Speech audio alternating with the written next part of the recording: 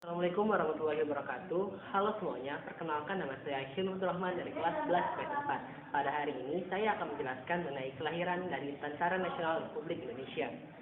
TNI pada awalnya merupakan organisasi yang bernama Badan Keamanan Rakyat atau kita kenal sebagai BKR. Kemudian pada tanggal 5 Oktober 1945 menjadi Tentara Keamanan Rakyat dan selanjutnya diubah kembali menjadi Tentara Republik Indonesia atau TRI.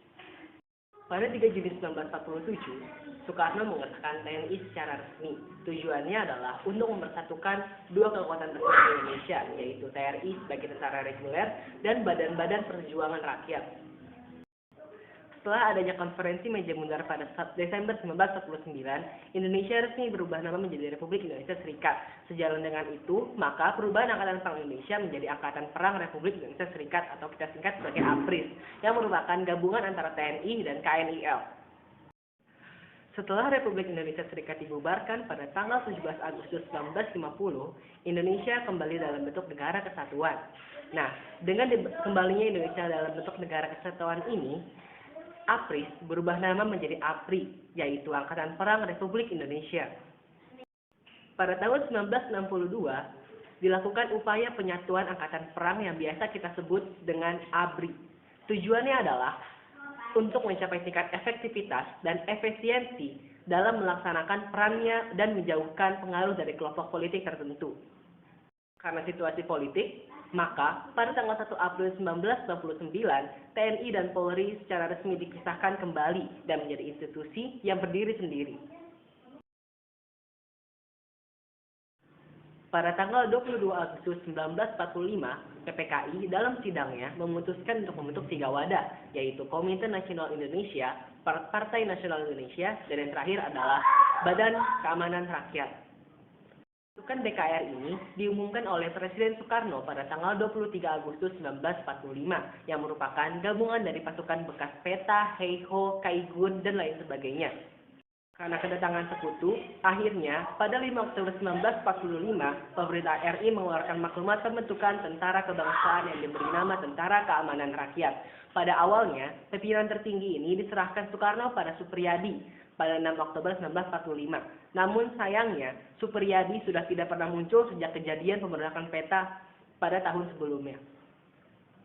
Akhirnya, karena kekosongan jabatan, pada tanggal 18 Desember secara resmi Kolonel Sudirman diangkat menjadi Panglima Besar TKR dengan pangkat Jenderal.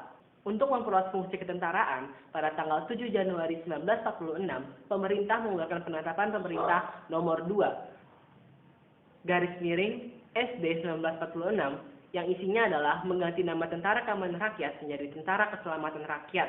Nama Tentara Keselamatan Rakyat ini secara resmi diumumkan pada tanggal 8 Januari 1946.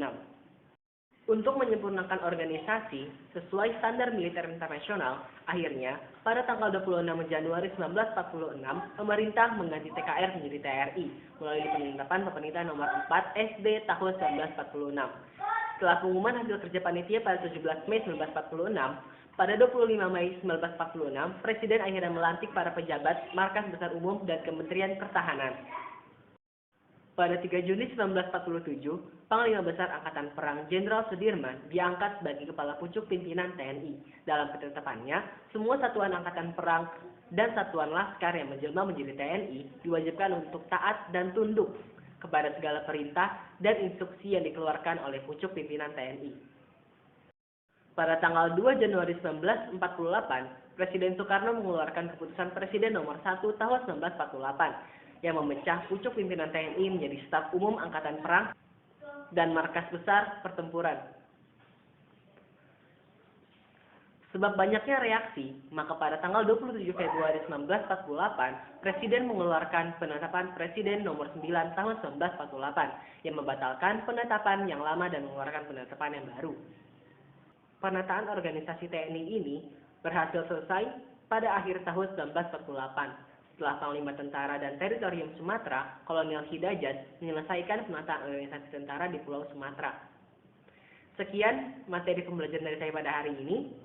Kurang lebih mohon maaf. Wassalamualaikum warahmatullahi wabarakatuh.